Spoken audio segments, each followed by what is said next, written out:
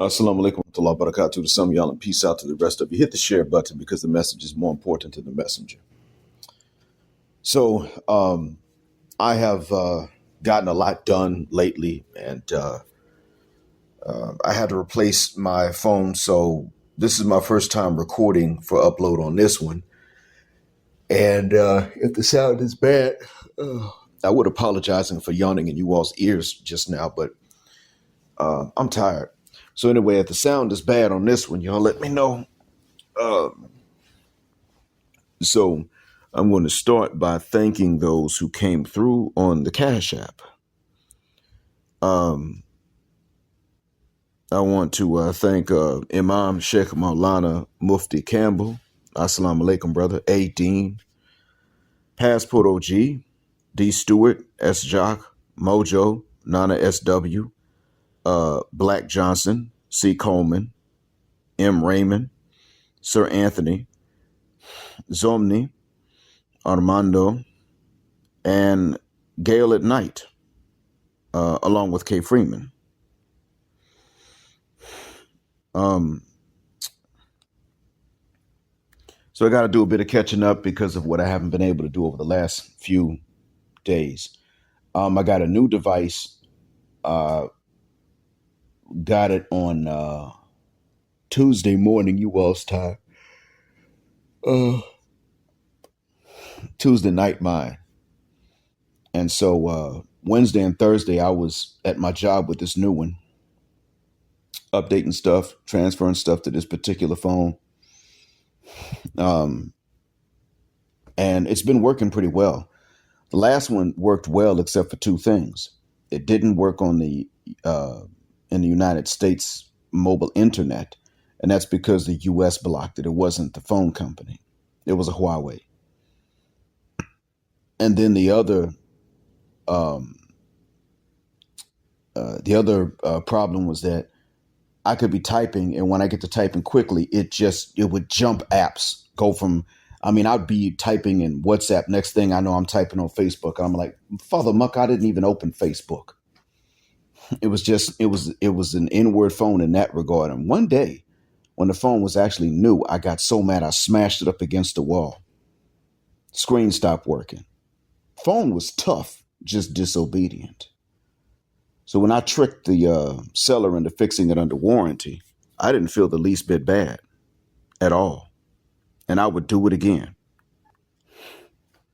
And the reason is that, frankly, I don't need to be patient with electronics. Fair, sure, but patient, why? I shouldn't type in one input and get another input. So that's what it was doing. And they fixed it. And I rarely had the same problem, but then more recently, the same thing started happening. And then it just started just becoming unresponsive sometimes. Open up the keyboard and start typing, and it seemed to not be sure if I was really trying to type this. Like, yes, Father Mucker, I wrote this word. Don't play with me. So I replaced it. And seems to be working well, fortunately. I have noticed a lot of things in the last few days, though. I haven't been able to record on them. We've been really busy at work and just time. And even now it's late as I'm recording this. And I probably should wait till tomorrow. But then tomorrow morning, I got to do a new load of laundry and mark more test papers. Or more essays. And I want to tell you all that I've said this before, and now I'm going to remind you all again, so that people don't mix up different parts of my message. Even though I told you all that Islam is the solution, and I don't apologize for that, I believe it, and I believed it when I said it. You can see the features another YouTuber for more receipts. He's more recognizable than I am anyway. You might believe him just because of that. You may not, but I understand that when I say this, people are prone to say, well, you might not hear what they actually say, or you might not see the same side they show to us. And I'm like, who's they? See, I said Islam. I didn't say Arab culture, Indian culture, Afghan culture. I'll piss on all their cultures, and I do. I do it daily with my students.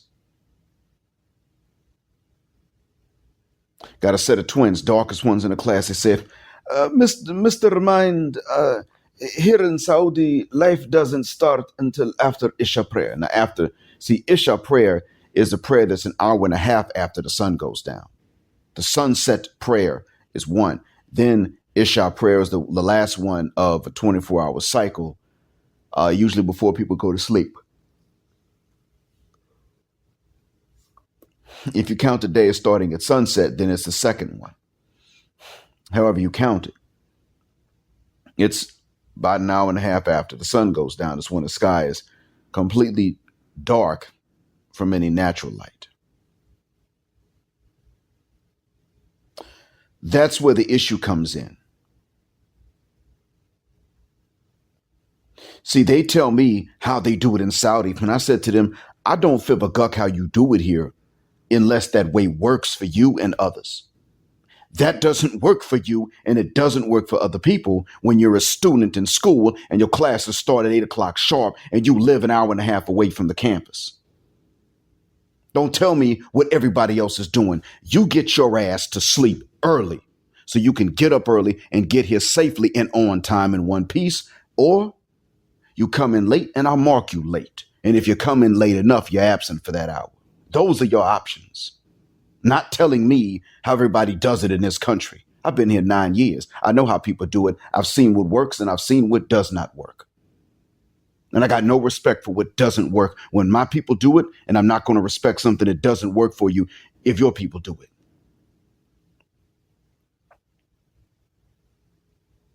Now, what you going to do? Khalas, mister, we will go to bed early, inshallah, and get up early, inshallah, and leave early, inshallah, and come here on time or early, inshallah. I was like, all right, if you do that, I will mark you present, and you will have a hell of an attendance record towards the end, and you won't miss the information that I'm giving either. That's also important. See, those are two different things. What I told you is a solution versus the culture of further muckers, not black or white, that practice it or claim it actually and don't really practice it. Those are two different things. And I pointed this out before. There is a program that works for our people. And I'm going to say this. The program that works, what I've already told you is a solution, is at the very least a beaconing point. A type of GPS reference. If you don't take it lock, stock, and barrel, you're going to miss something. But you have to understand that even when you get closer to it, the parts of it that you are picking up as you get closer start working positively for you. Notice this. I'm going to give an example. You cannot sit up and claim my faith and then turn around and say that in order to be a real N-word, you got to hate math and science overall for our people. You can't sit up and claim it as a solution, then turn around and say that a real N-word don't do math or science, hates STEM. Wait, what? I mean, it's an individual thing to like or hate it, but to sit up and say that in order to be loyal to your people, you got to hate STEM? What?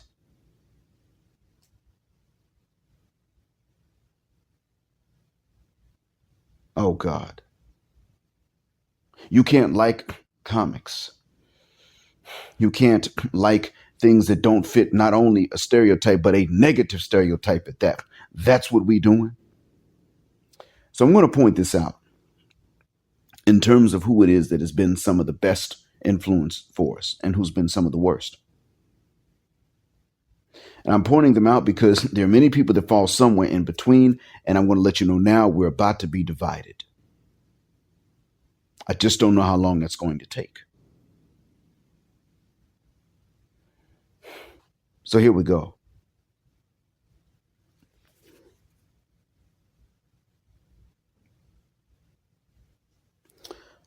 One of the best influences that we've had now comes from the black manosphere. Now that's important to notice. Before that, it was the pro-black community, the conscious community. Here's the thing about it, though. The conscious community, the pro-black community, had a strategic error. It's not a moral error. It's a strategic error. They were too welcoming. You could be the most ignorant N-word. Show up. I'm for my people. I want to turn around. They take you in, which is fine. You give people a chance. But then they started to allow intellectually lazy, degenerate fathermuckers to move too far up. That's where the problem came in.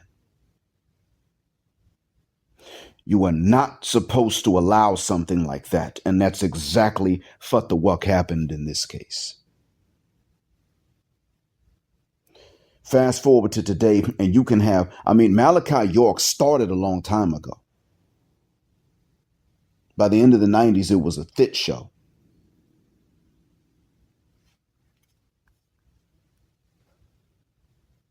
And that's problematic. Let's stop and ask ourselves, no, really, seriously, can we afford that? Could we ever afford that?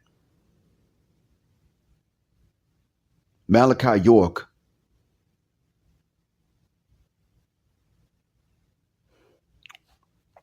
changed personalities and platforms like underwear. What was consistent? Being dangerous to little kids.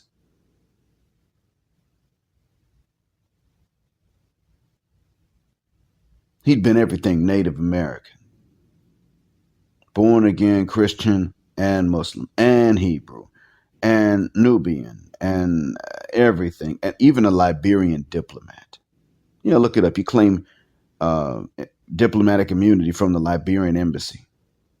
He claimed that. Tried to appeal his conviction on that basis. They were like, if that was the case, you would have said this in the beginning.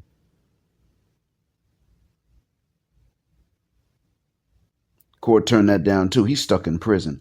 Talking about he gets picked up and transported to Jupiter every night by some wise men. But every time the meetings are over, mind you, it takes, you can't get somebody to the moon in 4 hours without killing them. Did you know that? Can you get a person to the moon? Yes, you can get them there in 4 hours. If you put them in a ship and you don't care about killing them, you will accelerate and decelerate in ways that will kill them. Now, an unmanned ship can get there in 4 hours. A manned ship can only do so at the expense of the lives of the crew. That's to the moon. But you're going to talk about going to Jupiter. Jupiter. What you going to do them times a year when Jupiter's on the other side of the sun, it's at its furthest away from our planet? But you go over there every night and then get dropped off, back off in your cell. Crazy stuff, you see?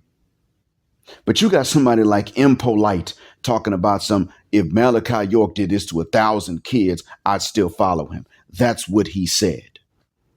Then he turns around and who does Impolite attack? Look at who Impolite has attacked. He doesn't attack people that are dangerous to kids. He has attacked black folks for being of any Abrahamic faith, but especially Muslim. So I don't care about his conviction. I don't automatically believe his ex-girlfriend or disbelieve her. She could be anything. She could be even Rhoda Osman. She could be telling the complete truth. I don't know. I don't care.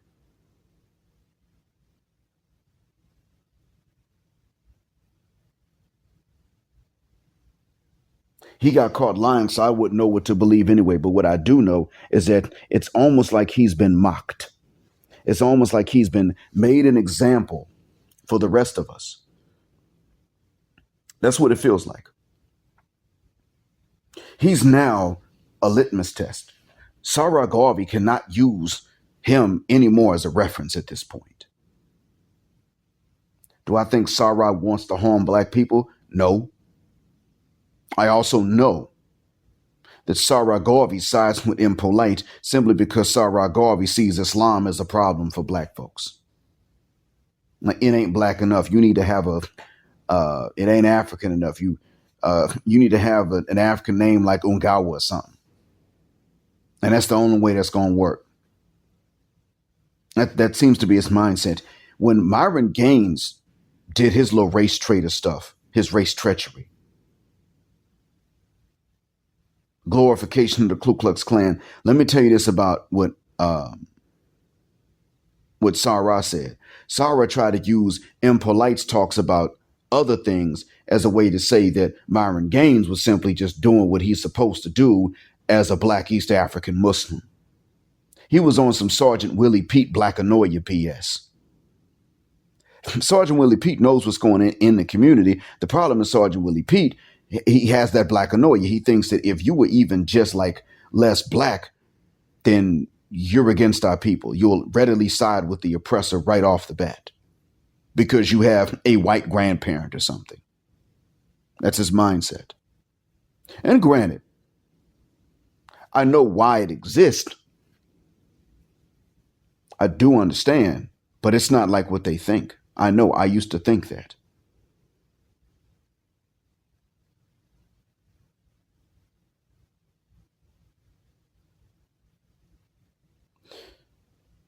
But the black manosphere has been a source of positive influence for the culture lately because they actually took up the torch from the old school original pro-black community.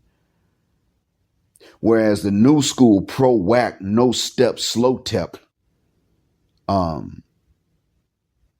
pretended to take up the torch, but they were too lazy to read. They hated nuance and they hated study.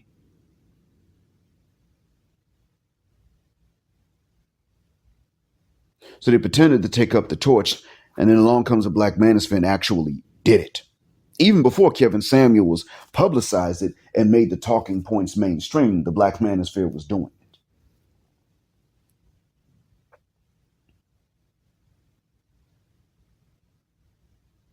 Don Calypso has not gotten many of his propers because he called out a lot of the effery.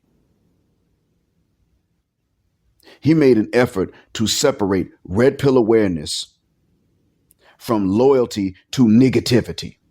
And so too did Edward Allen Anderson. He called out a lot of this and he said, hold up. You cannot remain on dysfunction, even the appearance of dysfunction. The aroma of knuckle dragging nigger swagger after a life of dysfunction, and think that you're going to do anything for your people. You must understand that if you are still trying to impress the ladies that much by swaggering and dragging knuckles, even when you're talking to them with your new red pill awareness and telling them to straighten up and tighten up, then that's it. They got you.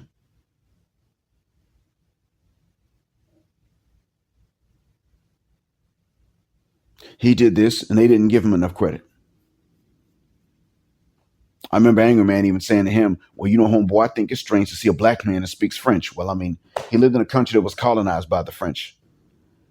They were stripped of all African languages, but they maintain bits and pieces and vestiges of it as much as possible in the Creole. What do you expect?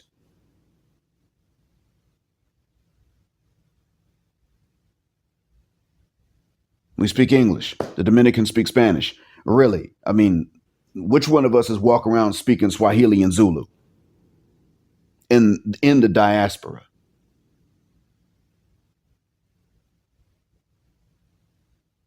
I know because I was one of the only African Americans in Atlanta in the 90s that started towards the second half of the 90s, started trying to learn Amharic. I was one of the only ones. I was considered strange for that by African Americans who found out I was doing it, but they didn't hate me for it. They said, I've never seen this before. But hats off to you, because at that time, Atlanta had more pro-blackness about itself. But by the same token, I can tell you one thing it does do. It makes black American women friend zone you right off the bat. When I see someone from Ethiopia and speak to them in Amharic, and sisters were around, what language was that? That was their language. It was Amharic. Wait, that's cool. So you speak African language? Yeah. Not all of it, but about a third.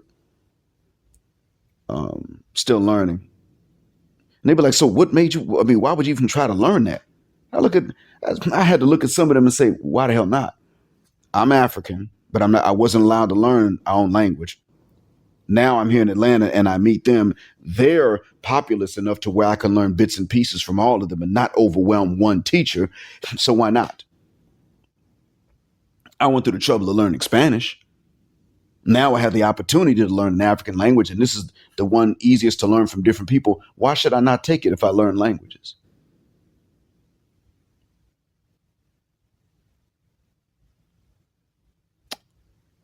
And you know, it's funny because uh, these would be the sisters that want to talk about what black men should be doing for black women.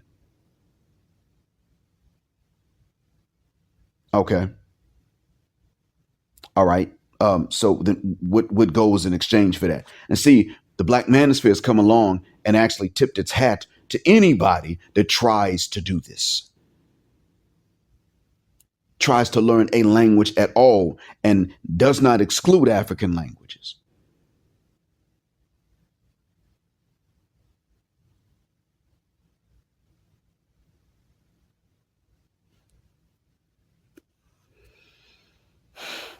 That makes all the difference in the world.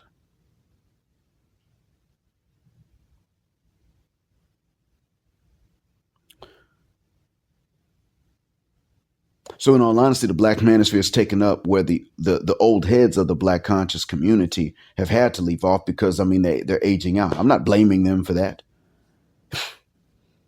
And where the new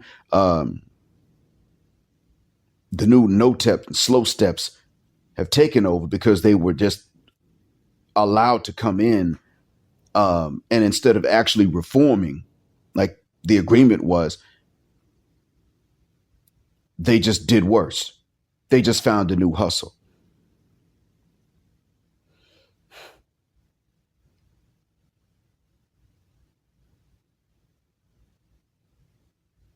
That's all they got.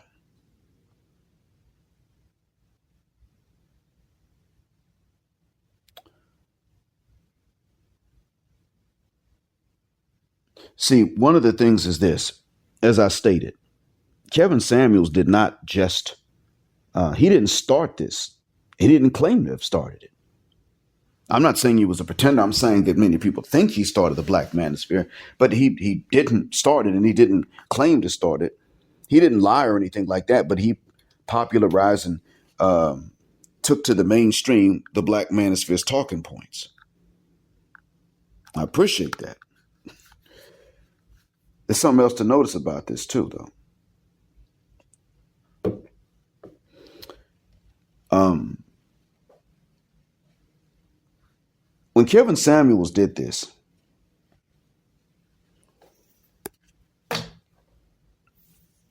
point this out too.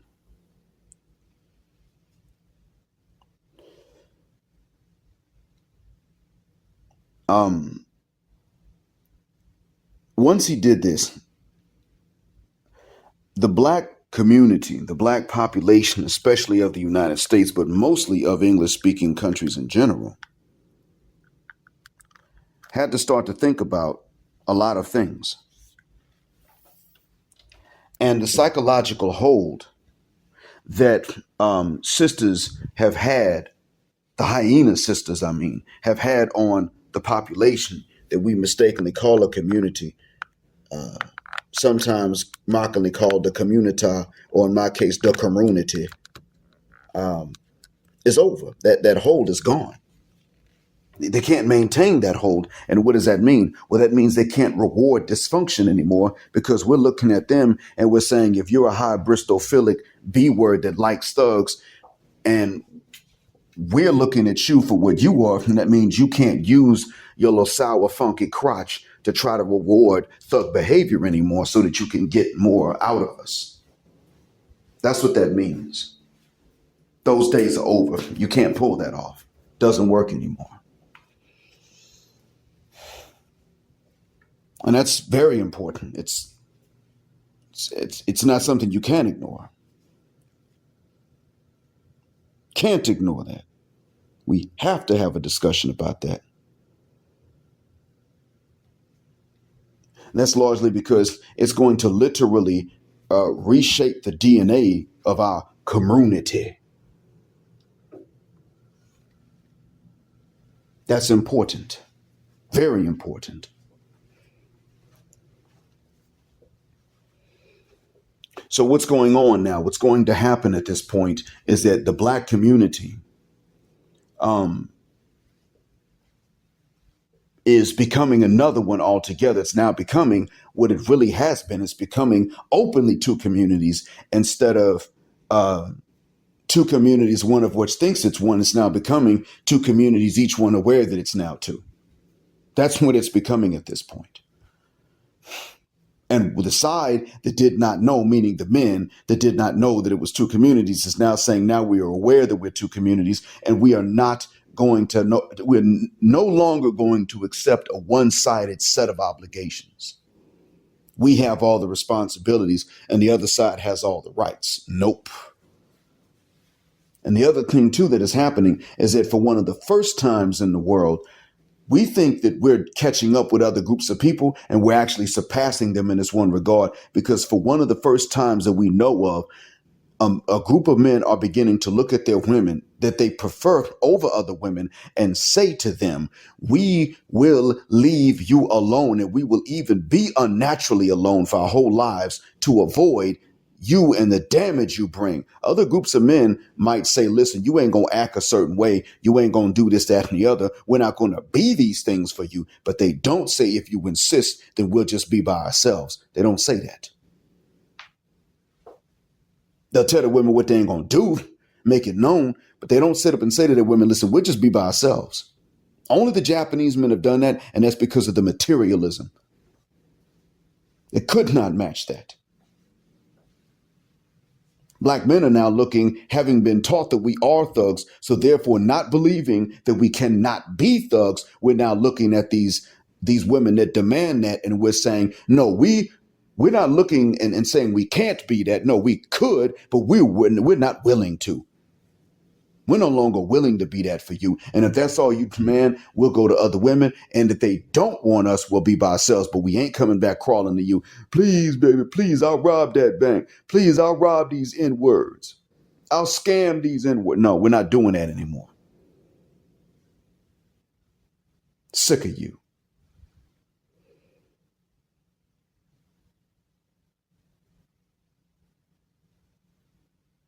This is the first time that we're seeing this happen. And we think that we're catching up with other men, and in actuality, we're surpassing them. That's one of the reasons why we're no longer being so easily disrespected, and really never were being that disrespected as easily as what sisters were trying to tell us to expect. You know, they over there, they don't like us. No, you know what? B word. They may not have at one point, or they may. What it is now is that they don't know what to think of me, but they can't stand you. That's what it is. That's what's going on. And now these men are looking at us and they're saying that what they're saying is, okay, they've ditched the witch. Because one of the things that they're finding out, and you can ask some people, in all honesty, you can ask some folks that are not white, not black, and they've spent time in the States, you can ask them, really, who trolled you the most? Brothers or sisters? Who did that the most? Let's be honest. There were only two types of black folks I heard making jokes about Asians when I was a teenager. Sisters and brothers that were raised by single moms. The only ones I did not hear. Now, I mean, I heard some jokes about various or specific things about the food, as an example, or the music from regular brothers that had both parents. And the thing is that they would have something to say about anything strange from any culture, even ours. But growing up, I only heard, the only black males I heard making jokes about Asians in particular, well, they were from single moms. They also had jokes about light-skinned folk or dark-skinned folk or folk in the middle if they had something else. They were always trying to roast someone for something. They were the main ones. They start off doing it.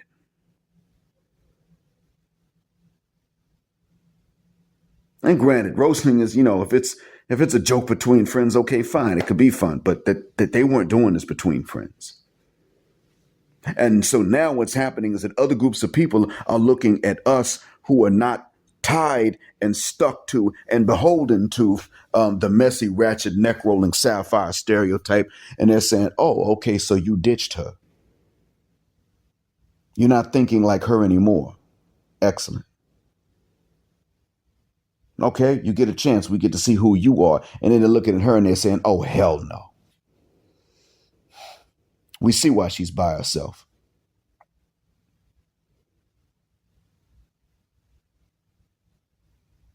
There's a portion of the Black community that is going through this positive reform, and they're taking on elements of exactly what I've already said the solution was to begin with. What's happened is that there are people that are somewhere in the middle, and they usually are not aware of how bad some of the bad folks really are, or how much of a solution the solution really is. They may not quite be aware. An example would be Sarah Garvey.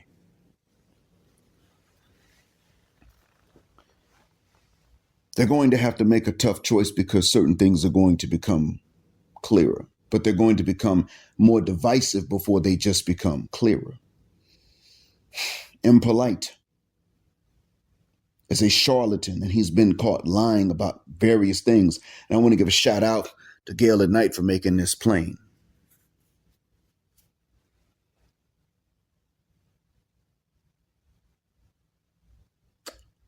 He lied. Every sexual charge has been dropped. Well, if so, then why is it that you had to still attend counseling for offenders? And granted, you don't hear about stuff like, you don't hear about him being charged like this by anybody before. You don't. That's true. But he did say, in no uncertain terms, and you can refer to the features for the receipts for this, he did say that if Malachi York had done something like this to 1,000 child victims, impolite would still follow him.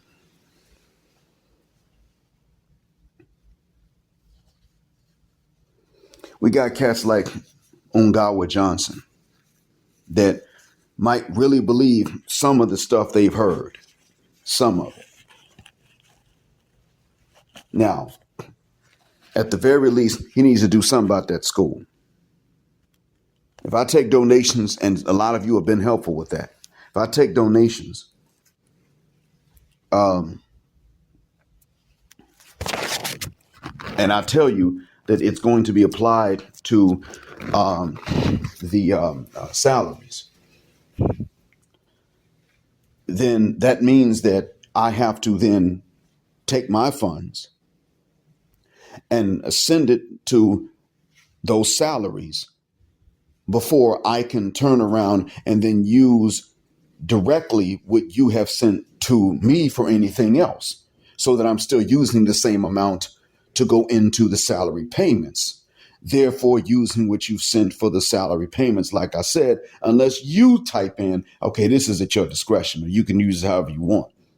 Or you can use this to cover travel expenses when you visit your wife or something like that. Other than, your specific permission is the only reason I could turn around and take something that was sent through the Cash App and then use it for anything else. Before I use it, before I transfer the funds to my account, to my own account,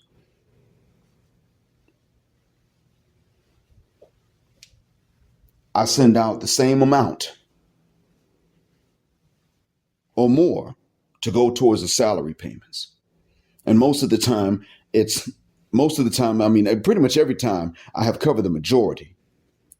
Most of the time, the donations don't come out to 15% of what the salaries are going to be for that month. And it's okay. I'm not saying that is a bad thing.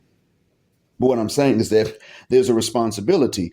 If you state that you're going to use something for a particular purpose, you've got to be responsible to do that. Ungawa Johnson is no longer taken for granted. And this is a very difficult process for a lot of people to go through this, mentally speaking, because I've been pro-black, and I came into the black manosphere with a pro-black mindset. And when I heard them talking down about Ungawa Johnson, I was like, man, are they really doing this? Did he really do that or not? Well, you know what? I'll keep my mouth shut and see. I'll wait a few years before I really say anything, if that's how long it takes to get a better idea as to what's been going on. And guess what? Turns out, if he's not a fraud, he's very irresponsible. It's one of them too. And he's going to have to show us which one of those two it is. Because at this point, pro-wacks are making things bad for pro-blacks. And if you're pro-black, you have to be ready to look at someone that's not seriously about it and tell them get to step, and you ain't got my help no more. We ain't sharing podiums and platforms till you get your act together. And the black manosphere is one of the bodies that is now saying, if all the stereotypes, if you're going to get your act together, you have to throw the stereotypes out the window, and you cannot abide by them and give them credence anymore. They are not true. They're stereotypes. No more validating them. No more judging any of our masculinity by these stereotypes. No more. Not today and not tomorrow. Not next year. Those days are done with. That's what they're doing. And I'm proud of them for doing that. They're now coming along and they're saying we're not going to go that route anymore. No more. We're not defining any part of masculinity anymore that way.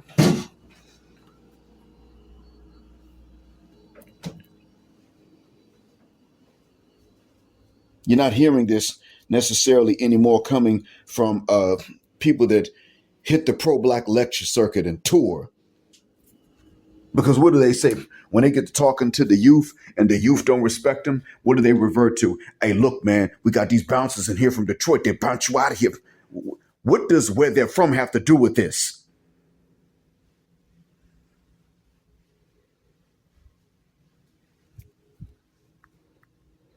Hey, man, we got bouncers in here. They did hard time at Rikers Island, man. And what that got to do with anything? See, here we go with that. Playing into the stereotypes to try to intimidate the youth into listening. If the youth don't want to listen without the threat of physical fear or physical penalties for, you know what? Don't talk to them. Not at all. Just let them go on ahead and go down that path. They chose it. Once you invite them to better, and that's not where they choose to go, bye.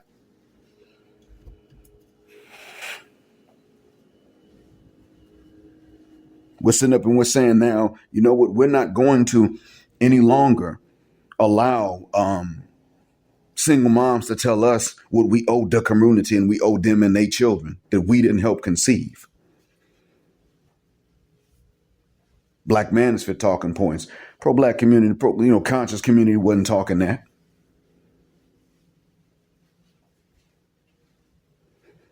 Neither the pro-blacks nor the pro-wacks. The pro-blacks, old school, just understood that you don't really have to do this for somebody else's kid, but it's a very communal and constructive thing to do to look out for them. But that was also with the understanding that if you have your kids, the community would also keep an eye on yours when you were not around. That was the understanding initially. Well, we realized in about the 90s and 2000s, we began to realize that, no, that's not what's going on. It's pretty much, I'm the queen, God is Mother Earth, and I get to screw the one that drags his knuckles and have him break my back. And then when I spit out his babies, you who are responsible are supposed to come along and do the rearing. And when we were like, wait a minute, how come we can't ever have our own? What these women say, well, your ding-a-ling don't match your message. And that leads me to the next thing I want to talk about in this one. And this is real. It's really going on. And we already know this. A lot of sisters are saying things and we're catching them on social media because they're not even hiding it. And what they're saying are things that are just downright wrong, like just messy as all get out. They're saying dumb stuff like, the community-minded guys don't know how to screw. No. Or like that lady sitting up and telling, I think she was telling I think she was talking to Joe Rogan, but some sister was sitting up and saying that black men who know how to read just don't have sex the way that guys who don't know how to read can have sex. So she's pretty much equating literacy with being whack in the bed. Let me tell you something, and I know this. When a woman gets big, there ain't but many positions you can use. There's only so much you can do. Only so much she can do. I know that. I've heard them complain about this before. That's how I know. They've complained. And the thing is that, what do we know about sisters? They don't let you tell them anything. They don't listen. So when you say to them, listen, you're going to have to lose weight and get in shape if you want to have a better sex life with anybody, period. You tell them that you need to take me as I am. See, here we go with that. So what are they looking for?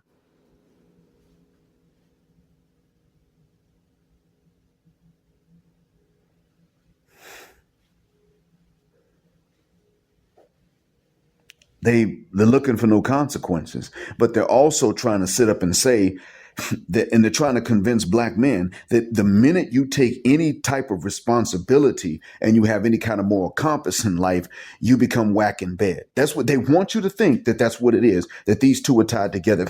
You must be whack in bed because you ain't a knuckle dragging, swaggering N-word stereotype. So therefore you don't know how to screw. It doesn't matter how you try to phrase it. That's really what they're saying to each other. That's their idea. How do they determine that you're whack in bed? By the stereotypes that you're not.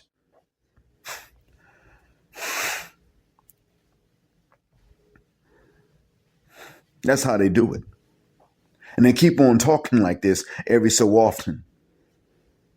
And saying dumb stuff to try to justify it, and nobody's checking them on this and on what they're really saying. Eventually, they're going to start saying, look, if you act like you're a human being, you don't know how to screw. And they're going to start trying to break into zoos at night and try to experiment with some of the, some of the captive wildlife there. Probably the primates first. And I hate to say this, but I mean, that's where they're going toward. They keep moving towards that. And, I don't know how that's going to end well for them, because if they actually do manage to get into a primate enclosure and they're trying to get their backs blown out by those things, they may very well just get bitten and ripped up.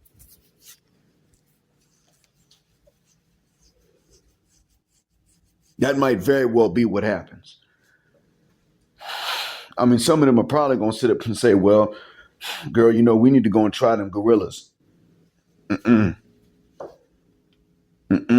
Nope. And it's more dangerous if they try to go into the chimp enclosure. Because they start off with violence. They wake up and choose violence. And I don't mean that as a euphemism. So no.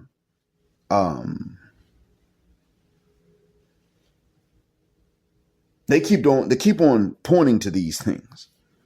And I mean, there was a time when even Kendra D sided with Angry Man and said something about the dishwashers, and these are the men that have to do the cleanup jobs, and they have to raise the kids that other men breed, and she got off of that.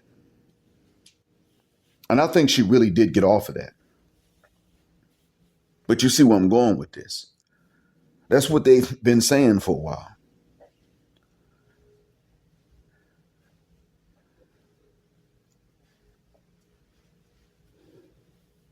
It's funny because for me, even, that's one of the things that a lot of sisters really do believe about me right off the bat when I'm in the States.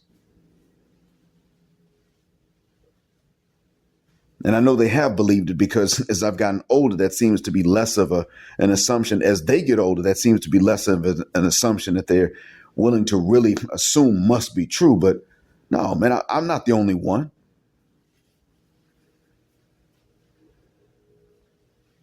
And so I get it. Okay. If you're going to be married, it's important that you hit it right. But what they're doing is they're telling each other and themselves, and now trying to tell us that they can tell by how responsible and conscientious a man is if he can slam it to the back. That's what they keep saying. Now they're trying to get us to believe that they can look at you and tell. You ain't got no thug in you, so you can't slam it to the back. What?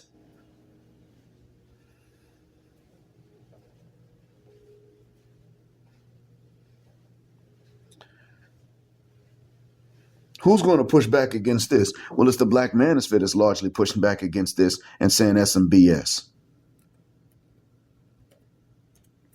And I'm glad to see that, but that's what the hell it's been. That's what the hell it's been taking. That's what the hell has been requiring.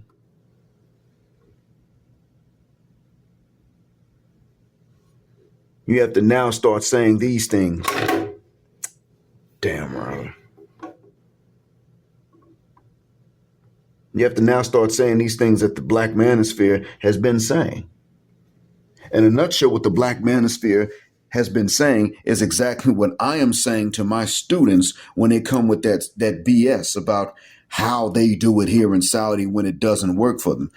The black manosphere is what is now sitting up and saying exactly what Huey Freeman said in Boondocks to Granddad when Granddad said, but that's the culture. Well, then maybe the culture's destructive. And the black manosphere is now saying with a much more adult voice, well, whatever in the culture is destructive is not sacred, and we're throwing it out. F your sensibilities.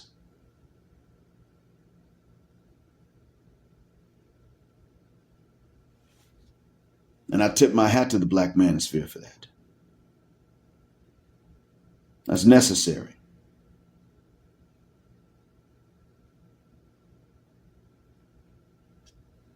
So with that being said, I'm going to go ahead and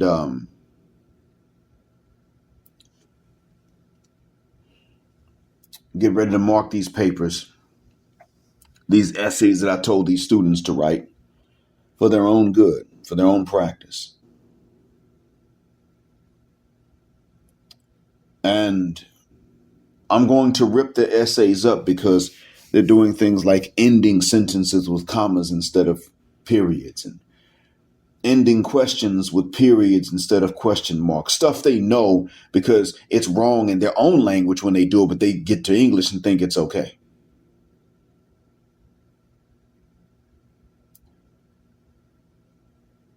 And in all honesty, it's been the black manosphere that has helped me to reach a conclusion that made me a better teacher. You know what that conclusion is? That is to not respect any culture that does not serve those that practice it. To not respect any custom that does not serve its practitioners. That's what the black manosphere has helped me to remember when I would have otherwise forgotten. And so when my students tell me, well, in Arabic, sometimes we write and we end a sentence with a comma instead. I'm like, yeah, you're not supposed to do that in Arabic. I already know. You're not supposed to do it in Arabic. So don't come in here doing this in English and then telling me, well, in Arabic we do. You weren't supposed to. You're just lazy.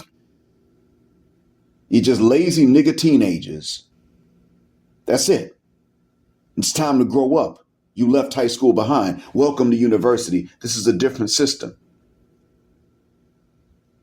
I had the black manosphere in mind when on Wednesday, a student of mine came to me and said, Mr. Mind, you're the most disciplined teacher here. Now, he meant to use the word strict because he hadn't been taught that word. He said, you're the most disciplined teacher here. You're the only one that marks us late when we come in late. You're the only one that does this on the attendance. And I told him, you're not telling me that I'm doing my job wrong. You're not going to convince me of that. I was told what to do by my bosses. You just told me that the other teachers are not doing their job. And you said this to me, and we're standing 3 doors down from my boss. And as I said this, I looked over my left shoulder to point to my boss's office, and my boss was coming down the hallway passing us up. My boss followed that kid down the stairs later on and said to him, listen, what Professor Mind is doing is right. I told him to do that. If you're showing up on time, he will mark you present and on time. But if you're coming in late, he marks you late. And if you're late by 10 minutes or more, university policy, he marks you absent for an hour. That's what he's supposed to do. Do not go to him and tell him what other professors aren't doing. Because if I wanted to really get them in trouble, I'd ask you their names.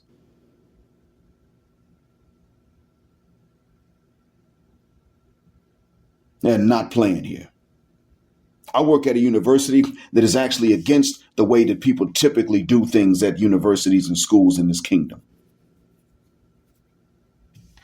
Because you go to this university if you want that Western education, that American education, without leaving the kingdom so that you can still live near your family. That's why you go here.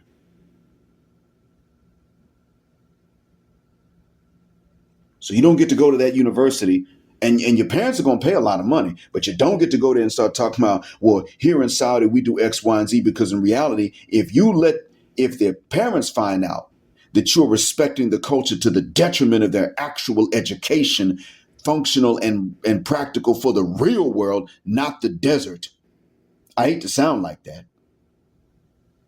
Then they will get upset because they will say, I paid this much so that they don't get an education that limits them to this peninsula, let alone to the Bedouin parts of the peninsula.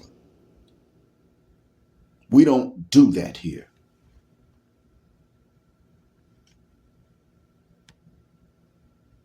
Yeah, it's like that. They're not playing. Ain't been playing for a long time.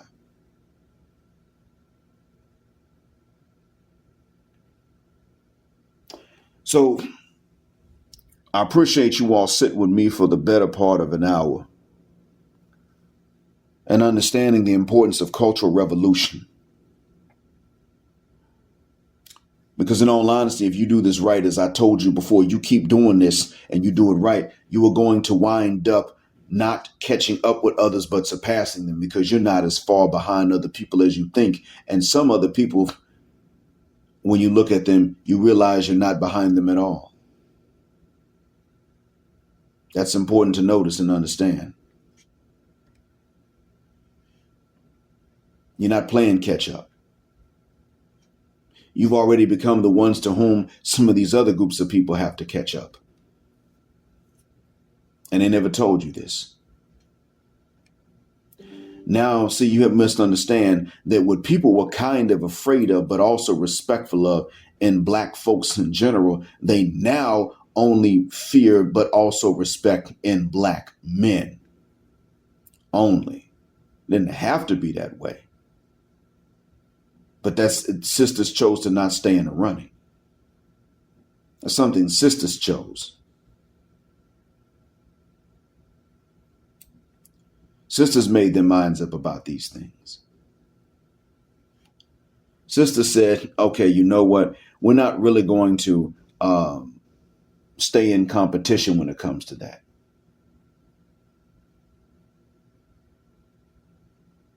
Sisters pretty much sat up and said, well, we're going to try to keep this, we're going to try to keep the culture what it has been, serving us, serving our clitorises at the expense of the community. We're going to do that. And what's happened? Now the world is looking at us and saying to brothers, yeah, man, y'all something else. Y'all are like some kind of miracle. And then looking at sisters and like, you go that twerking stuff. And I do feel bad for the sisters that ain't on that twerking stuff. I feel bad for them. Absolutely. The ones that ain't on the neck roll and the stereotypes, the non-sapphires. Yeah, I feel bad for them, of course. But what I'm getting at here is that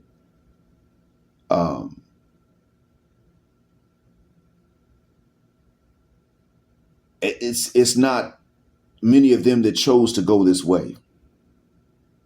Could they have? Yeah, I'm sure they could. But now it's brothers. The world is understanding that we're not the same. They're realizing this.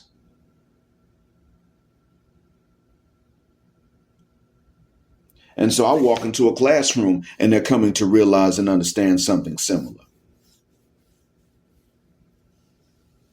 I walk into a classroom and we talk, and eventually they come to realize, okay, this one of them black men that ain't playing, and we know about them. And when I start saying to them, this is what's going to happen. This is what it's going to be. You're not going to come along and just write anything the way that you want to write it when it's not correct, even according to your own language, it's not correct. And you're not going to then turn around and say to me, well, I deserve a higher grade and you don't actually earn it. And you're not going to come to me and say to me, well, look, don't be strict about the attendance.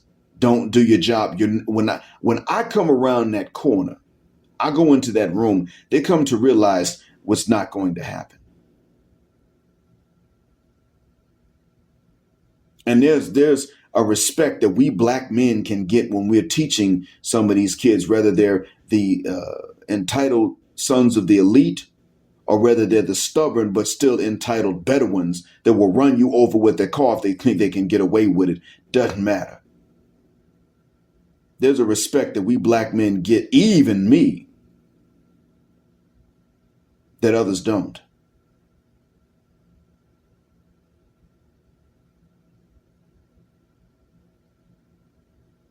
I've gone into rooms and somebody was in there and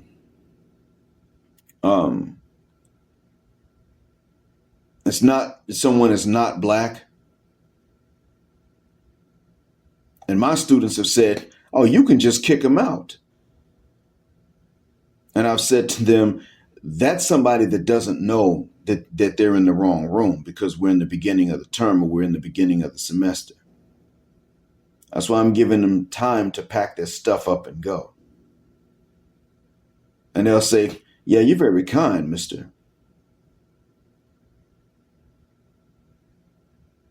Yeah, I've dealt with that before.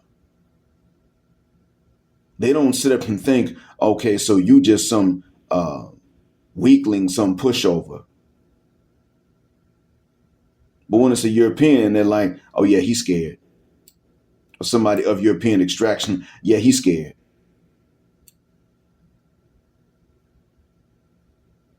That's what we're facing now. I've had some of my students talk about body counts and Andrew Tate. I don't bring that up.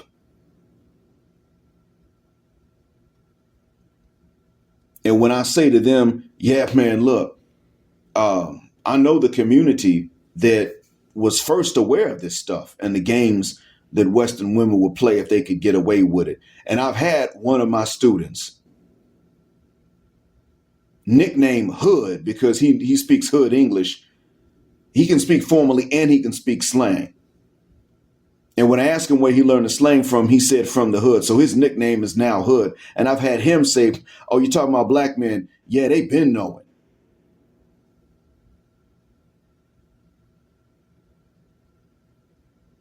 And then have him look at me and say, how do y'all deal with that?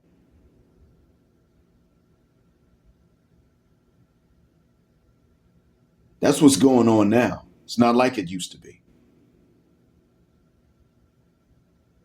Even internationally, it's understood now that we're not the same, even if we wanted to be. So thank you all for listening. I really mean that from the bottom of my black heart and from the depths of my black mind. I hope this benefits you as we continue forward in this cultural revolution.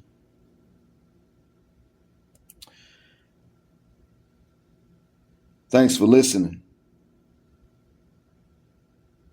Black heart, black mind, blackout, assalamu alaikum, and black heterosexual non-select male power because they don't like it.